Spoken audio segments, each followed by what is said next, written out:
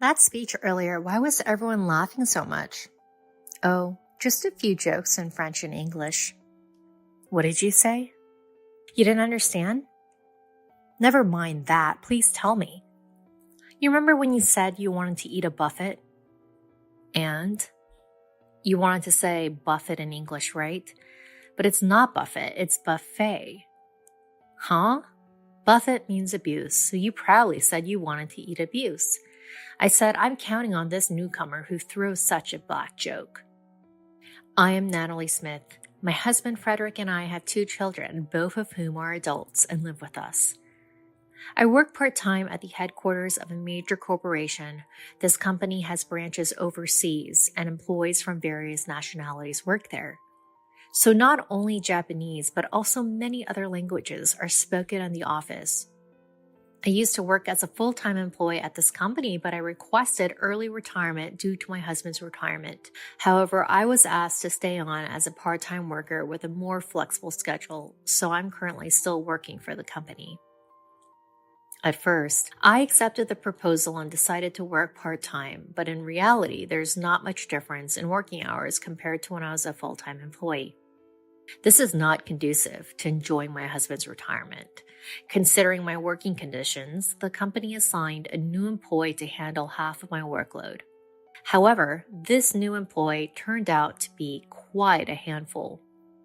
Ashley-san is an outstanding and talented person who graduated from a prestigious university. As an expected new recruit, I was relieved to think that my job would become easier. However, she seemed discontent from the moment she was assigned. Why do I have to do this kind of job? I didn't miss the words, she muttered. She probably thinks she's too talented for this position and deserves something better. When she found out that I was her trainer, her expression soured even more. A part-timer as a trainer. Lame. Well, she might just be a slightly sharp-tongued newcomer. There are always people like that joining the company every year. This type of person joins the company every year. Having confidence in oneself is great. However, those with high pride often struggle when they face the gap between their self-confidence and reality. And then they leave the company feeling that it doesn't appreciate them. I wonder if she's that type too, but she's still young. I'll overlook her cheekiness for now. Are you a part-timer, Miss Smith? Yes, that's right. So, did you only finish high school? Huh? No. Wait, you're not saying you only finished middle school, are you? Ashley, what does educational background have to do with this job? You attended the orientation, didn't you? Yes, of course. Didn't they explain it to you then? This company doesn't tolerate any form of harassment, including asking about someone's educational background. Be careful about your behavior in the workplace. She seemed unhappy with my warning and maintained a sullen expression. It's easy to imagine that working together in the future might be difficult. Hiding your educational background. Well, I can pretty much tell. She seems to be unable to feel satisfied unless she speaks out her thoughts. Since you were assigned here to help me with my work, please make sure to learn it properly. She remained silent with a sharp expression on her face. Understood. Yes. She sat next to me and started chatting away without even doing any work. She went on and on about how competent and global she is. She claimed that she's good at both English and French. To put it simply, it was all just bragging, a way for her to show off. It's quite surreal to see a young person in their 20s trying to one-up a 65-year-old. It's quite surreal. And when it was time for lunch break, she invited me to lunch. Smith-san, can you treat me to lunch? Huh? I'm okay with it. But don't you want to eat with your peers? No, I'm your junior. Let me treat you as a way to get to know you better. I've seen a lot of young people, but she's the first of her kind. Well then, let's go together today. Thank you. But are you okay with the money? You're just a part-timer after all. Ugh. She's finally saying what she wants to say. She's so full of ill will. Really, she's just like a child. Yes, don't worry about it. By the way, is there anything you want to eat? Yes, I want to go to a buffet. Is there a good one around here? What are you talking about? Her statement made the entire office freeze. However, she seemed completely confident despite her obvious misunderstanding. Oh, right. You don't understand English, do you, Mrs. Smith? Huh? Do you understand if I say buffet? Well, let's go then. Thanks for the treat. At this point, her troublesome personality starts to look cute. Since then, despite receiving guidance from her, she's incredibly slow at learning. Of course, there's no doubt that she's capable of studying since she graduated from a prestigious university. However, whether it's due to her pride or not, she doesn't pay attention to jobs she's not interested in. Moreover, she's not aware of it. Everyone around her adjusts to her level and speaks Japanese. She's attended countless meetings so far, but it seems she doesn't understand the language and the conversation falls apart. She has absolute confidence in herself. Therefore, she probably doesn't even notice that people around her are being considerate. Ashley, the numbers on this document are wrong. Fix them right away. This repeats every day. With this, my workload will never decrease. It just keeps increasing. Well, if you found the mistake, why don't you fix it, Mrs. Smith? I'm not good at Japanese. Oh, really? Don't worry. This isn't a matter of Japanese or not. It's just numbers. Fix it quickly and submit it. I see her scowling face every day. I've become so used to it that I don't feel anything when I see that face. Ugh, what a hassle. I can hear you. Just do it. Then she stares at my face. Why are you acting so bossy as a part-timer, Mrs. Smith? Bossy?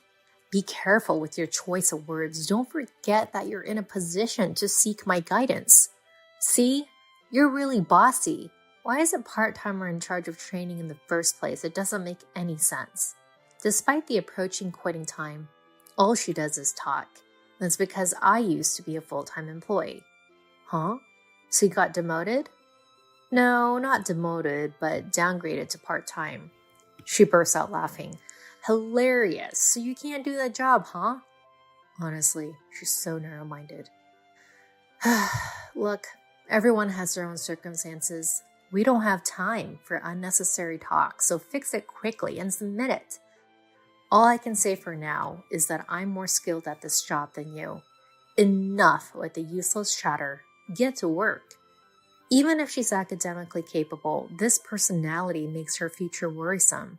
If I could be greedy, I would have liked to have more talented person assigned. Well, I'm not in a position to interfere with the company's decision. They assigned her to reduce my workload. I'm very grateful for that sentiment, but it's a rocky road ahead.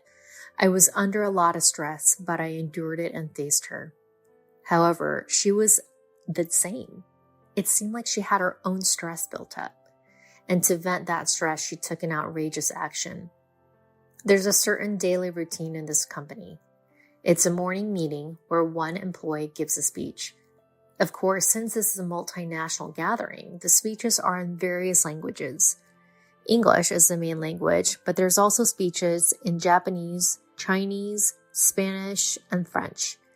There's no particular content requirement. It's more like a practice ground for speaking confidently in public.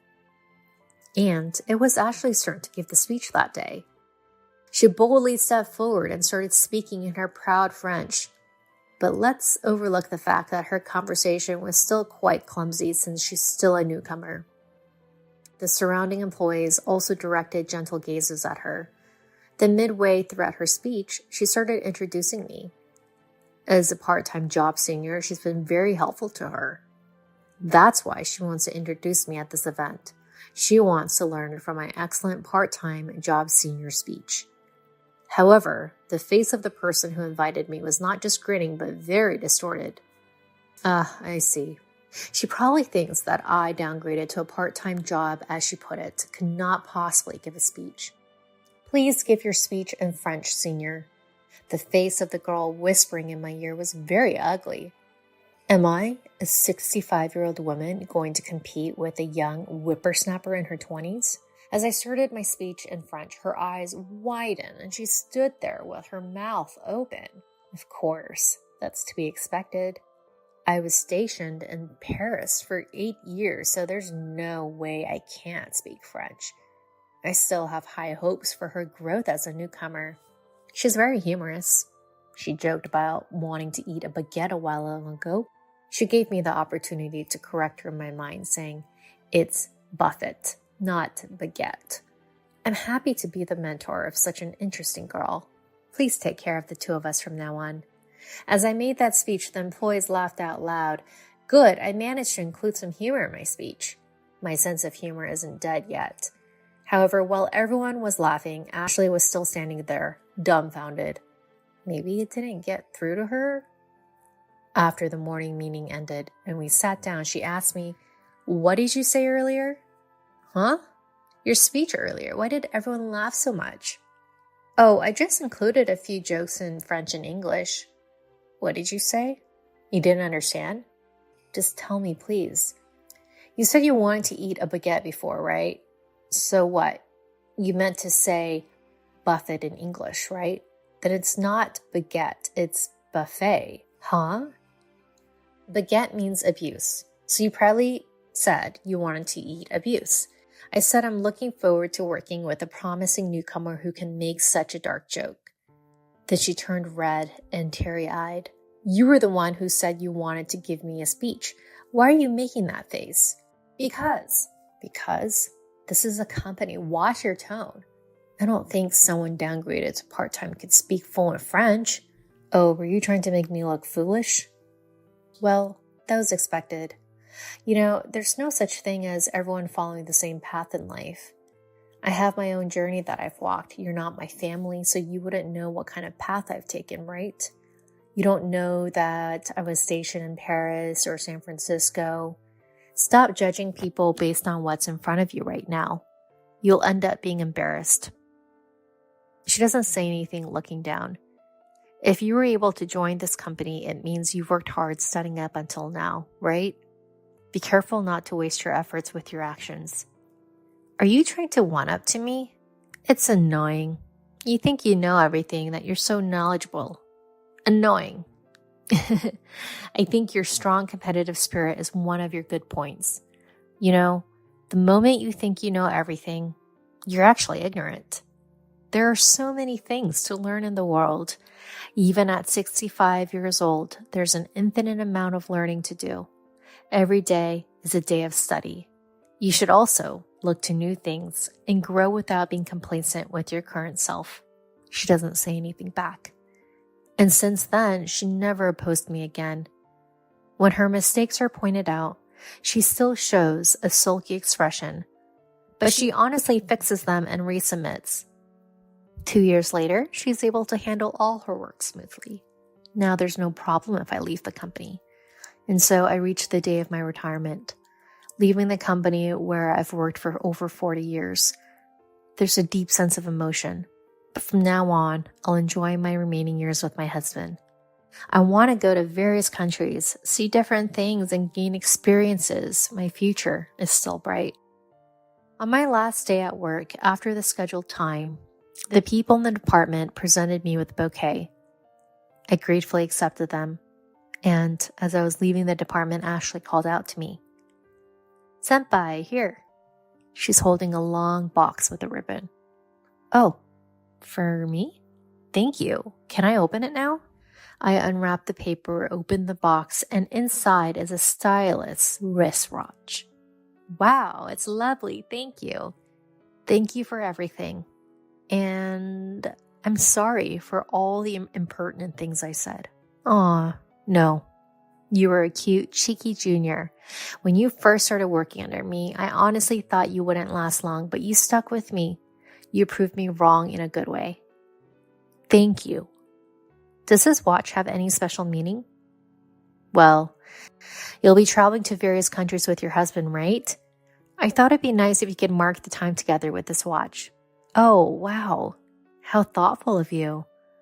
I'm so delighted. I'm going to have to start using this tomorrow." "Natalie, are you free after this?" "I'm sorry, I have family plans tonight." "I see. My apologies. Is there something you needed?" "No, it's just that I wanted to treat you to a buffet as a retirement celebration sometime. Ah, that sounds nice. I'm going to look forward to it. I left the company with a peaceful feeling.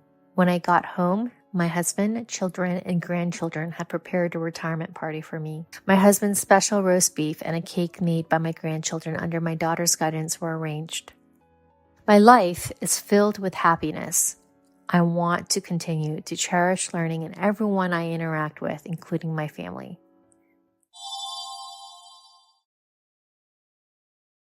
You can't possibly go on an overseas trip since your family is poor, right? A classmate butts in on my daughter's composition. The classroom gets noisy. I hear voices from the parents saying, "There's no way they can go abroad, lol," and "Don't let your child write lies." My daughter looks down, frustrated. Then she shouts with determination, "My dad earns 1.5 million yen a year, so we can go abroad too." Laughter erupts in the classroom.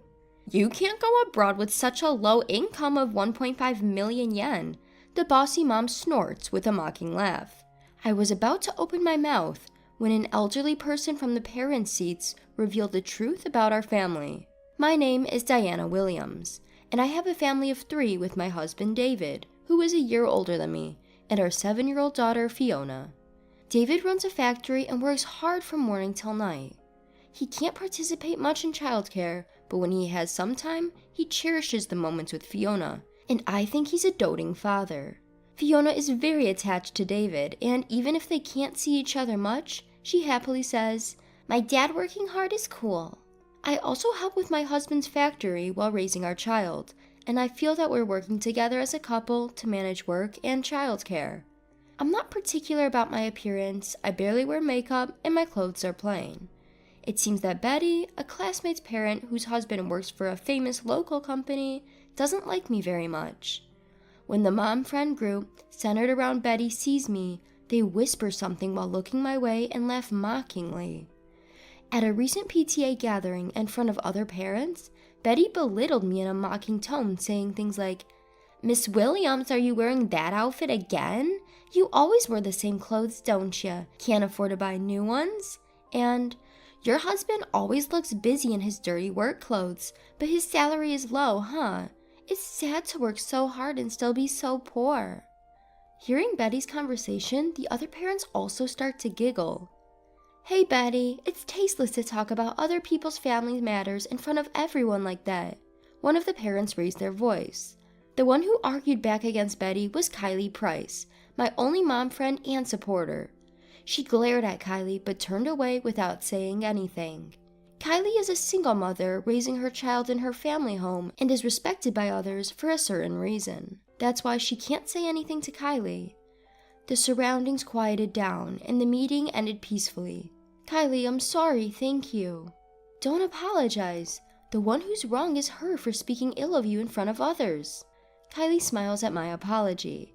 It's no exaggeration to say that I can ignore their hurtful words because I have Kylie. I lived my days without caring about what they said. One day, while cleaning Fiona's room, I found a crumpled paper in the trash. The paper read, "Notice of classroom observation." I was surprised and immediately asked Fiona, "Fiona, I found this in your room's trash. Why didn't you give it to me?" "Because, Mom, you get talked about badly by the other moms, right? I don't want you to feel bad." Tears welled up in Fiona's eyes as she answered. I'd been brushing off their hurtful words, but Fiona was pained to see me like that. I hugged Fiona and said, "Don't worry, Mom will definitely go to the class observation. It's a presentation about our parents' jobs, right? I'm looking forward to it." Fiona smiled and nodded. That night, I told my husband about being ridiculed by Mrs. Betty's mom's group and how Fiona had seen it and thrown away the class observation notice. "It's terrible to judge people by their appearance. I can't believe we're called poor for earning 1.5 million yen a year," David said angrily. He then assured me, "I'll make sure to attend the class observation too. We'll show them." I didn't realize Fiona was listening to our conversation. On the day of the class observation, my husband was going to be late due to work, so I headed to the classroom alone. When I entered, the parents who had arrived earlier started whispering. Who's that? Wait, is that Mrs. Williams? No way. Is that really Mrs. Williams? She looks so different. The parents commented on my appearance. I was wearing fancy clothes and had put on makeup. It was a surprising change from my usual plain appearance. Although most comments were positive, Mrs. Betty and her friends started insulting me all at once. Look at her, the poor woman is trying too hard, haha. Who dresses up like that just for a class observation? She must be stupid. Maybe she's just trying to show she's not poor, but it's so desperate, it's pathetic. Though they insulted me loudly enough for me to hear, I ignored them with my head held high. This annoyed Mrs. Betty and her friends, who continued to talk behind my back. They continued to whisper behind my back for a while, but once the bell for the start of the class rang, they finally quieted down. The lesson went smoothly, and finally, it was my daughter's turn to present. Fiona spoke with a big, slightly shy voice. My mom and dad work in a factory. Sometimes my dad works overseas, so they take me along as a vacation. That's impossible. The Price family is poor. They can't afford to travel abroad. A classmate interrupted. The whispers began among the students and spread to the parents. That must be a lie, right? It's not good to lie in an essay. As the whispers grew, the parents looked at me with suspicion. Traveling abroad is obviously impossible. What kind of education are they giving her, making her write lies? The parents talk while casting doubtful glances at me. The teacher tried to calm the situation, but was too flustered to help. Fiona looked down in frustration, but then shouted with determination. My dad earns 1.5 million yen a year, so we can afford to travel abroad. I was surprised Fiona knew our income. At the same time, the parents burst into laughter upon hearing her words. 1.5 yen is a super low income. It's barely enough to survive, let alone travel abroad. Giggling, Mrs. Betty spoke. The other parents laughed too, saying things like, that's impossible, or their salary is too low. I couldn't take it anymore. Just as I was about to speak, a voice came from the row of the parents. Young lady, it's not 1.5 million yen, it's $1.5 million. The voice belonged to Mr. Victor Price. He is Kylie's father and the president of a company that does business with David's factory. He must have come to see his beloved granddaughter Kylie. Since Mr. Price's company also has dealings with Mrs. Betty's husband's company, she couldn't be too aggressive towards Kylie. $1.5 million? That's close to 200 million yen in annual income. Unbelievable, but if Kylie's father says so, it might be true. But why dollars?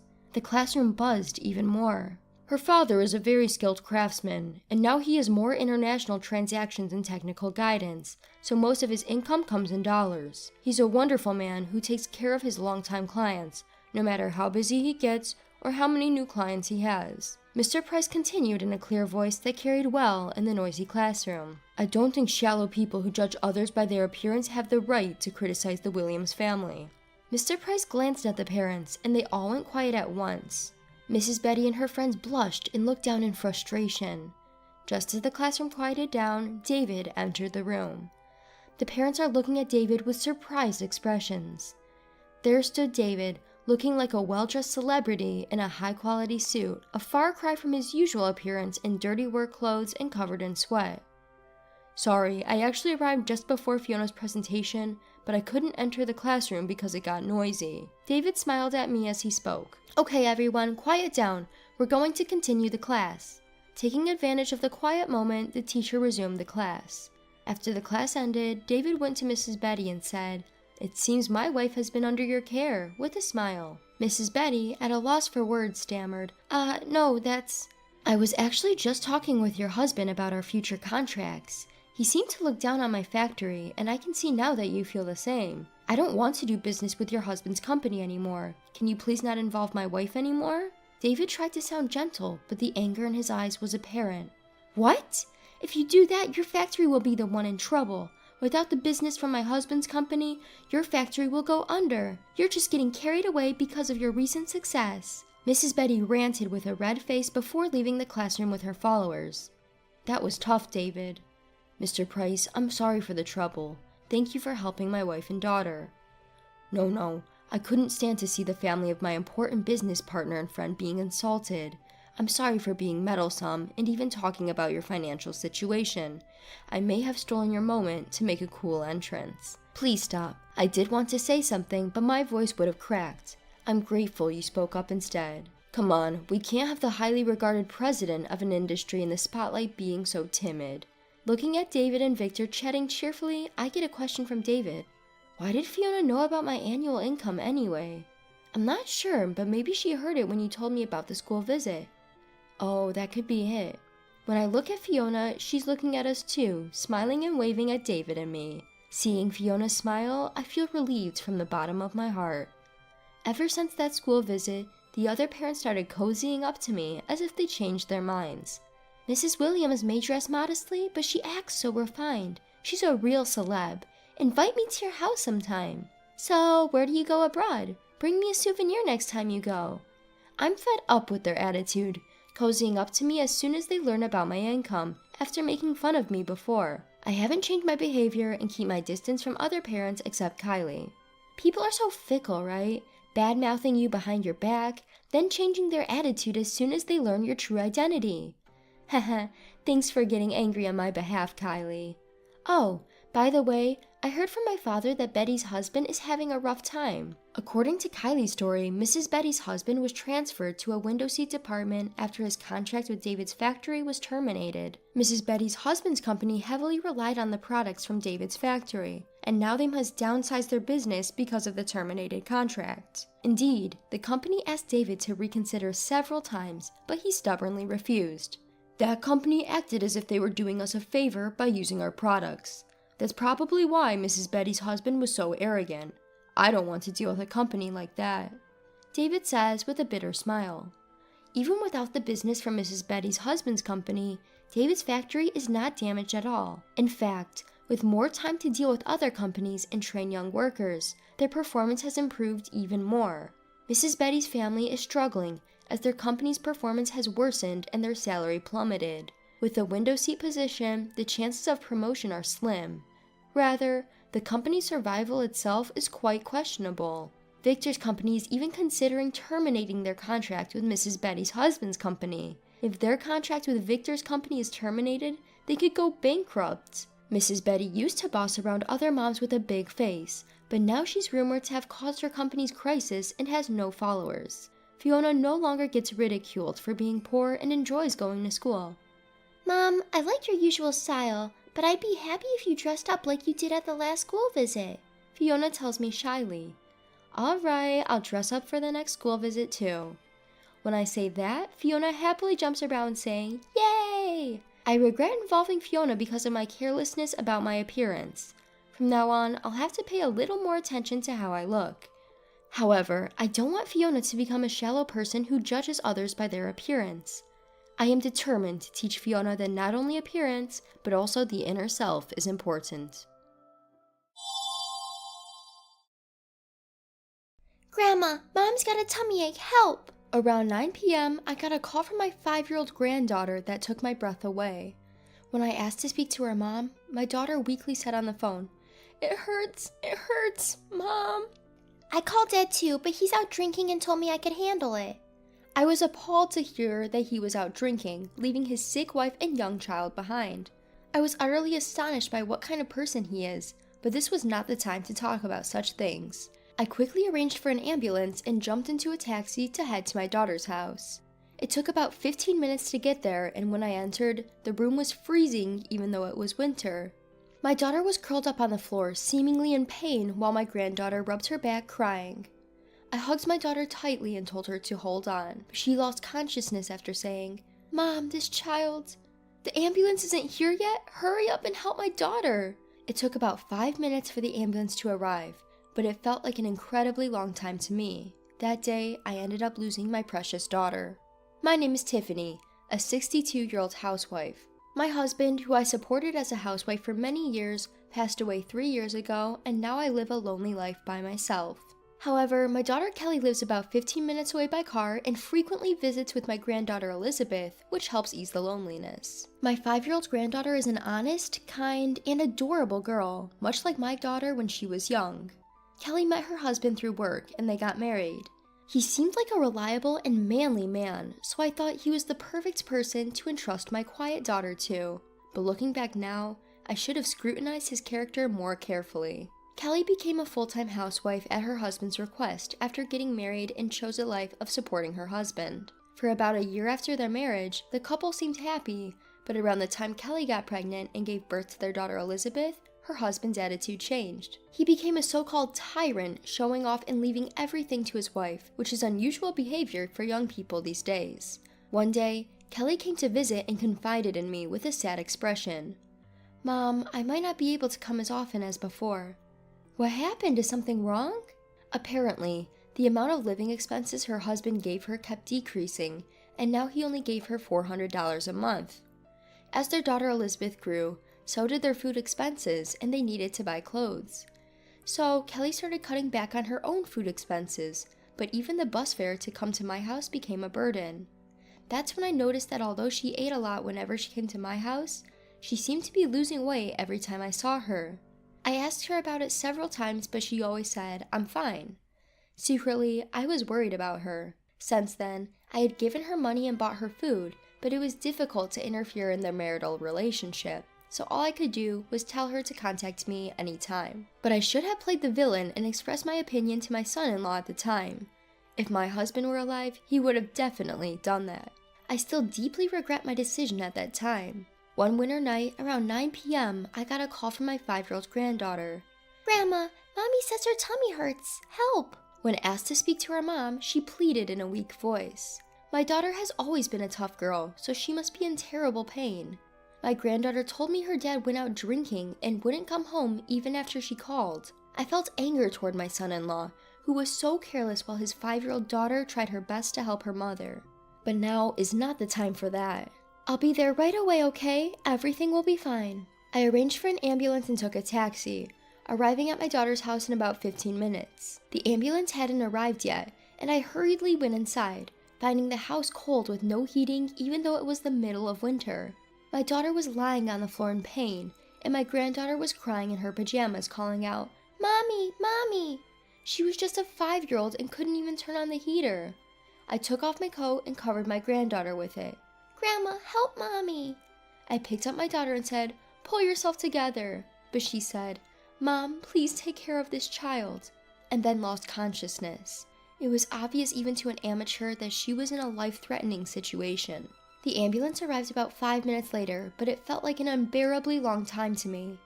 Eventually, my daughter was taken to the hospital, still unconscious. I tried calling my son-in-law many times during this time, but I couldn't reach him. What on earth is he doing at a time like this? Thanks to the skillful treatment by the doctors at the hospital, my daughter Kelly regained consciousness temporarily. "Kelly, do you understand? Elizabeth and I are here." "Mommy, Mommy!" "Mom, please save Elizabeth. Keep her away from Corey. Check the diary." "What? What are you saying?" I couldn't understand clearly, and I waited for her to speak again, but she lost consciousness once more and never woke up again. The doctor said that she had damaged her internal organs when she fell down the stairs and might have been saved if treatment had been faster. An overwhelming sadness struck me as I stood before my daughter, who would never smile at me again. Moreover, her last words were, "Save Elizabeth, keep her away from Corey, check the diary, were bothering me." "Grandma, Mommy won't wake up. Mommy!" I could only hold Elizabeth, who refused to leave her cold mother's side. After calming down, I gently listened to Elizabeth's story.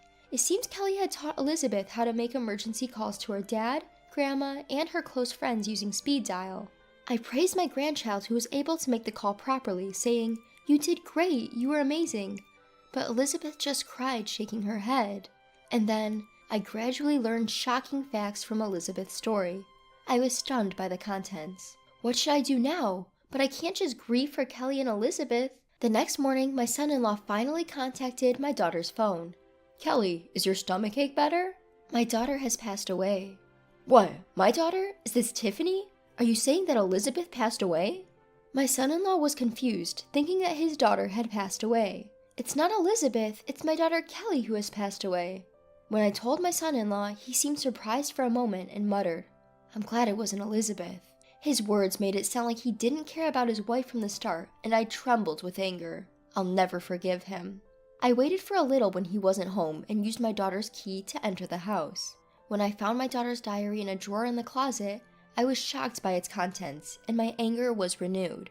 3 days later, the son-in-law greeted the attendees at the funeral with a poker face, pretending to cry. "I'm sorry, Kelly. It's because I wasn't here due to work."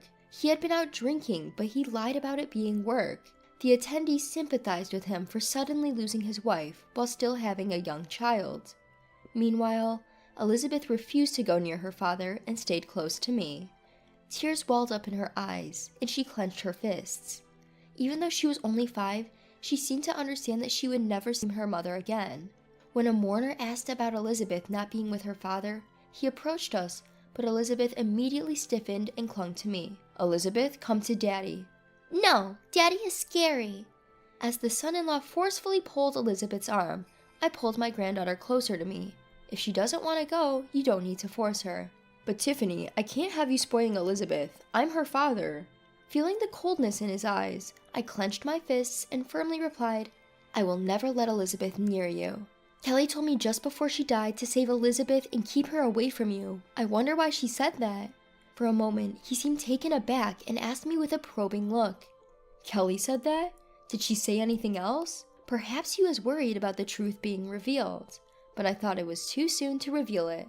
I decided to expose his lies in front of many more people. At that moment, the funeral started and he reluctantly returned to his seat. Elizabeth never left my side and sat next to me. Looking around the funeral hall, many of Kelly's former coworkers attended to say goodbye. Everyone was truly saddened by her passing. Tears welled up again as I remembered my caring daughter. Why couldn't I help her sooner? I feel so pathetic. As I was filled with frustration, my granddaughter Elizabeth tightly held my hand. In the midst of sadness, the son-in-law stood up to speak as the chief mourner. "My wife fell down the stairs and suffered a severe blow to her abdomen. I can't believe this happened. We were a loving couple and never fought. Kelly, please come back." His face turned red, his voice shook, and tears streamed down his face as he delivered a convincing performance. Many attendees were moved to tears by his display. That's when it happened. Elizabeth, who had been quietly sitting next to me, suddenly stood up and pointed at her father. Liar! You're the one who kicked Mom's belly! Elizabeth bit her lip and glared at him with tears streaming down her face. "What do you mean? You said she fell down the stairs, right?" A murmur spread among the attendees. Of course it would. Corey said something completely different from what my grandchild claimed. Everyone seemed puzzled by the sudden statement. Corey tried to quickly cover up Elizabeth's words. "Elizabeth, you're mad because Mom passed away while Dad was at work, right? But lying is not good." Dad kicked Mom and pushed her down the stairs. Then Dad went somewhere. After that, Mom cried because her stomach hurt so much. "Yeah, it's not Dad's fault since Mom's stomach started hurting when he wasn't there." I called Dad to help Mom, but he said he was drinking and to just deal with it. That's why I called Grandma. "Elizabeth, don't say anything more unnecessary." As Corey noticed the rising voices of criticism from the attendees, he hurriedly approached Elizabeth to forcefully stop her. I stepped in front of my grandchild and glared at Corey. "Old woman, stay out of this. Get lost." Before he could push me away, I pulled out a notebook. It was Kelly's diary. "Here, it's written what you've been doing. Everyone please listen." Corey tried to stop me from reading with the attendees' permission, but someone from his company held him back. I borrowed a microphone from the host and read carefully without missing a word. The diary described the daily verbal abuse from her husband, the struggle of not being given enough living expenses, and more. It also mentioned that Corey hit and kicked her when he was in a bad mood, causing constant injuries that were hard to read about. It seems Kelly wanted to break up, but even though she wanted a divorce, Corey threatened her saying, "I'll never let go of Elizabeth," so she wouldn't make a move. The last entry, written with a trembling hand, said, "It hurts. Mom, help me." I couldn't stop the tears from rolling down my cheeks. Hearing the heartbreaking content, cries similar to screams came from Kelly's close friends. Kelly had endured this without telling anyone. "Shut up. I just disciplined my wife. Kelly was the one at fault for not being able to handle housework while raising a child. You were using her as an outlet for your stress, right? I know you weren't even giving her proper living expenses." "I was giving her $400 a month. It's my wife's fault she couldn't manage the money." "No one can live on just that. This girl was even sacrificing her own meals while you were doing whatever you wanted, right? It's my money, so it's my business where I go drinking, right? People around whispered things like, only $400 for living expenses? You disciplined her by hitting and slapping? You went to bars? And they all gave Corey cold stares. In response, Corey started to lash out. I'm not the bad guy here. I just kicked her a little and she fell down the stairs on her own. So you admit you did it? I don't know. I went out drinking right away, so I wasn't there when she went to the other side. If you'd taken her to the hospital right away, she would have survived. I'll never forgive you. No one sided with him, and Corey began to cry pathetically. Then, someone among the attendees called the police, and the sound of a patrol car could be heard. Corey tried to run away, but he was restrained by relatives and handed over to the police. Elizabeth, you did well. I hugged Elizabeth as she sobbed. Later, the police found evidence when they examined the daughter's body before cremation. The crime of taking a life is heavy, and it is unlikely that Corey will be released from prison as he shows no remorse. Elizabeth now lives with me. Our grandchild is gradually recovering and starting to smile again. I am working hard every day to increase my strength, thinking that I must be healthy to raise Elizabeth. From now on, I plan to live a peaceful life together with Elizabeth. My name is Jessica, and I'm 49 years old. I've been married to my husband Ethan for 20 years, and since our son left home last year to attend a university in another state, I've had more free time. However, I started working part-time because we needed to send money to our son. I had been a stay-at-home mom since giving birth to him, so at first, I struggled with many things. Lately, I've been feeling more fulfilled, as my opinions have been taken into account at work. And I feel like I'm actually being useful. Hey, Ethan. I just found out I'm getting a small raise in my hourly wage. It's nice to be recognized for my hard work, isn't it? I was in a cheerful mood as I spoke to Ethan, who was absent-mindedly watching TV. Then suddenly, "So, you're saying you can live on your own now?" My husband unexpectedly asked me something that made no sense. What? Thinking I misheard him, I responded with a questioning tone. "It's perfect timing. I've been meaning to tell you." He turned his face to me and began to talk. My husband's smirking face gave me a bad feeling. "I've got a cute girlfriend now. I don't need you anymore." I was frozen in shock by his unexpected words. "Get the divorce papers and the marriage certificate from the city hall tomorrow." He said it nonchalantly. It was all too sudden, and I couldn't understand what was happening. "What do you mean?" He found a new woman, so he wants a divorce. And he wants to remarry the new woman? As the situation became clearer, I could feel my body shaking. Seeing me like that, my husband sneered. "I can still live as a man, unlike you, who gave up on being a woman a long time ago. It's been so long since we stopped having a relationship at night, there's no point in being together anymore." How rude and outrageous he is. It's true that we haven't had a marital relationship for a long time, but it's not because I gave up on being a woman. On the contrary, I don't want to feel attracted to a middle-aged man in his 50s with extra weight. Angry and somehow amused, I burst out laughing.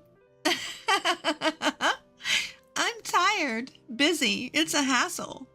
You were the one who kept avoiding me with those excuses. Now suddenly you want to live as a man? That's hilarious." Then my husband's face turned grim. "What's so funny? Don't mess with me, old lady." He showered me with harsh, vulgar words. Then, leaning back with his arms crossed, Ashley is so different. She's head over heels for me, calling me the best boyfriend ever. Look at you, excited about a tiny pay raise. How pathetic." Ethan started boasting about Ashley, his apparent affair partner, and looked down on me. Ashley. Her name. Ashley. Ashley. You are annoying. Then Ethan proudly talked about Ashley's background. She's working in the nightlife scene, over a decade younger in her mid-20s. She's carrying his child, It's not uncommon for age gap marriages these days, but a parent with an almost 20-year-old son having a child with a woman not much older than their child? I felt like I was going crazy with disgust. In life, you need love, not with someone cold and hardened like moldy rice cake like you, but with a woman like Ashley, who has fresh, plump skin. A love that lasts forever. That's what makes spending money worthwhile. My husband ranted with a rolling tongue. So it's basically love bought with money. Choosing a young, fresh girl while ignoring his own withering self. I see. So you switched to a young, unwise girl who's after money and doesn't mind having an affair with a married man. When I pointed that out, my husband shouted, spitting in anger. It's not about money. It's about love. And he angrily spat out the words. Anyway, I'm serious. I need to marry Ashley as soon as possible and reassure her. You pack your stuff and get out. Wow. He's only focused on his own convenience. I was speechless and dumbfounded. At the same time, it started to seem rather ridiculous to me. Because the last time this person used the word love towards me was ages ago. I'm sure with that new girl, Ashley, after a while, he won't even show any reaction. With time and age, such fleeting feelings are bound to fade away. In fact, the harsh words my husband is throwing at me now will be directed at Ashley next. Really? You're pathetic. I should have noticed before we got married. When I think about it, I've taken on all the housework and childcare by myself. My husband, who never helped, but also just criticized me for not doing this or that, has changed a lot. Even though it was a time when it was taken for granted, there wasn't even a single word of appreciation, let alone love. And now, he's discarding me, who has tried so hard, and moving on to a younger woman. I couldn't believe it was a sane decision, but Ethan seemed to take my words as just sour grapes. Well, then there's no problem. Anyway, we'll fill out the paperwork on the next day off. Make sure you have both ready. And with that, he locked himself in the room. For several days after that, I spent sleepless nights and couldn't stop the tears of frustration. Still, outwardly, I pretended not to be bothered. On the next day off, my husband actually invited the other woman to our house. Hi there, Ethan's old wife. I came to help with the paperwork. The woman named Ashley, who casually sat on the sofa and hummed, crossed her legs arrogantly. As my husband said, she had smooth skin, and her confidence in her appearance was evident from her behavior. Being a night worker, her flashy makeup and overly revealing clothes were designed with a dangerously low-cut neckline. Her tight skirt was so short that even I, as a woman, didn't know where to look. But I felt that she didn't really love my husband. If my intuition was correct, her goal was surely I, who had already prepared for divorce, faced her. I didn't intend to resist, but I felt something off about her behavior. Ashley, right? Did you start dating Ethan knowing that he's married? Calling me an old wife means you understand each other's positions, right? She laughed loudly and said, I'm not stupid. You know, don't underestimate me, you old lady. You're the one who's going to be dumped. I'm going to be Ethan's wife from now on. See, it's a simple story. She smirked and talked down to me in a lisping tone. Well, I'm glad you answered so smoothly. I managed to record it too. So that means you also know that I can claim compensation from you, right? I showed her the recorder I was using to record our conversation. She made a face and complained to my husband. Ethan, you said she wouldn't bother us, right? This isn't what we agreed on. She complained to my husband. My husband tried to calm her down, saying, Calm down. Don't worry. I've got it all planned. Right, Ashley? Don't be mad. Ethan, Ashley, their conversation was really sickening. As I made a disgusted face, my husband brought out some documents. Write the divorce papers with these conditions. They listed the conditions for the divorce, including alimony and pension division. You're giving $230,000 to this old lady? That'll take away from my share. Even without questioning, she openly revealed her thoughts. As she repeated, "It'll take away." I was convinced. Her goal was my husband's inheritance from his father, which he was currently processing. "Well, Ashley, this includes child support." My husband tried to comfort her, even though she didn't look happy. To him, her blatant behavior seemed cute. "So, it's like a severance pay. Expensive, huh?" I struggled to control my anger that had reached its peak. Anyway, I was sure of my intuition and said, "If you're willing to put these conditions in a notarized document, I'm fine with it. Also, I'd like the payment in a lump sum." I added that. I kept my response minimal, and my husband, knowing that our conversation was being recorded, agreed to these terms. "Are you satisfied now?" While I was talking to my husband, that woman had been bored and urged us to finish the divorce papers. "Old lady, make sure to leave by the end of the month, okay? I'm canceling my current place." Once the notarized document is ready, I'll submit the divorce papers. I'll leave as soon as that's done. As I replied, she grumbled with dissatisfaction and reluctantly left. Eventually, the notarized document was finalized, and my husband and I divorced. Then, as if she had been waiting for it, that woman came to kick me out. "Come on, hurry up and leave, don't dawdle." She laughed and seemed to be enjoying herself. "I just submitted our marriage registration. Now I'm Ethan's wife. This wonderful house is all mine." Reluctantly, I handed her the keys to the front door. Before leaving, I wanted to confirm something and asked, "Isn't Ethan the same age as your parents? If you call me an old lady, since he's older than me, he is an old man. Why did you choose him as your marriage partner?" I asked. Her answer was exactly what I expected. "Ethan is a division manager at a top-tier company. This house is a recently renovated property near the station. It's a stylish single-family home, and I'll change the furniture to suit my taste." She was daydreaming. "Ethan will treat me like a princess. He's not handsome and is an old man, but he said he'd buy me anything I want. My future is secure with this."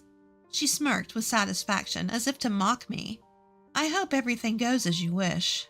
With a sigh, I left the house I had lived in for many years. I moved to a dormitory at a certain university. I was hired as a live-in dormitory mother, which is quite rare these days. Actually, before that, I had been working part-time at a company cafeteria. When I explained my situation and my desire to start a new life alone in a distant place, my boss, who appreciated my work, helped me find this opportunity. I gratefully accepted the job at the dormitory, which had just become vacant due to an employee's retirement. I'm so glad I got my nutritionist certification. The rent and utilities are super cheap.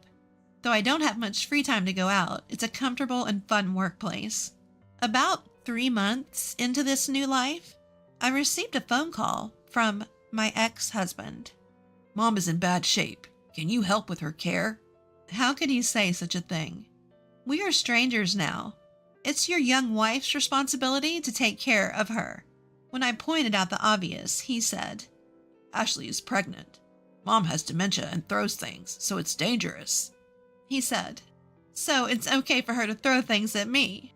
That's some twisted logic, but I flatly refused.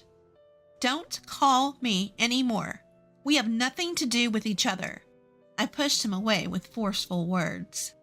Although she was my mother-in-law for 20 years, we never had a close relationship. Anyway, I had just started living independently, and I didn't have the time or resources to provide care elsewhere. But my ex-husband somehow found out where I was and came to see me with that woman. "If you can't help, at least return the money we paid as consolation." What a ridiculous demand. I don't think I'm obligated to do that, do you? As I pushed him away coldly, that woman glared at me fiercely. "You knew and tricked us. There's no inheritance, and we're drowning in debt. With a scream, she threw documents at me, scattering them all over the place. I didn't trick anyone. You just assumed Ethan had property on your own. I shrugged my shoulders on purpose. Yes, when I was handling my late father-in-law's inheritance, I found out that he had a large amount of debt. If that were the only issue, we could have just disclaimed the inheritance. However, Ethan had already canceled his father's mobile phone contract and sold the household items and valuables for cash before the procedure. There's a law that says you can't disclaim an inheritance if you've touched the property before the procedure, and that's exactly what happened. As a result, the debt fell directly on Ethan and that woman. With a triumphant tone, I said, Ethan just dumped all the inheritance paperwork on me without listening to a word I said. Ashley, you used that money to continue your relationship with him, right? I blurted out. What? You should have told me something so important. Ethan argued, but that's what I wanted to say, too. It's your fault for not listening when you should have. You two need to take responsibility together. What? I didn't know anything about it, and I never heard any of that. The woman looked pale and flustered. So, you're just going to pretend you don't know and run away with the money. The two of them pressed me hard, but I didn't care. It's funny you say that. If you didn't cheat, you wouldn't have needed money for your mistress, and you could have given up your inheritance. You're definitely the one who caused this situation. Ugh! He groaned and backed away. Ashley, you knew he was married, pursued him for his assets, had a child, and kicked me out. You wanted this position, didn't you? I lectured the girl who was old enough to be my daughter. If I knew this would happen, I wouldn't want this old man at all. There was more for me to say. Do you remember the notarized documents from our divorce? I received alimony, pension division, and child support from Ethan. But besides that, I can also claim alimony from you. What? You're saying $230,000 isn't enough? You're so greedy! She shouted in disbelief and insulted me.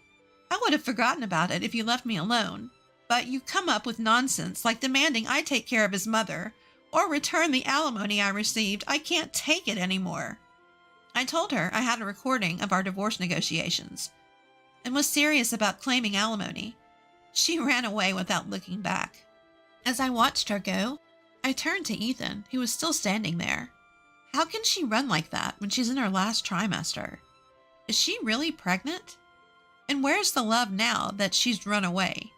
At my question, Ethan gasped. I was wrong. Please come back. He begged with teary eyes, looking aged all at once. No way. Please leave. Jessica. My ex-husband sobbed, and as pitiful as he was, he didn't deserve any mercy considering his past actions. Later, just as I expected, the woman disappeared, leaving only a divorce notification behind. It seems her pregnancy was a lie, too.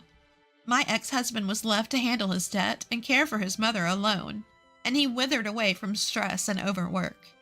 As for me, I found my calling as dorm mother for kids the same age as my son, and people have been telling me I look younger lately. From now on, I'll live honestly without arrogance or scheming. Everyone, please be careful when getting a divorce.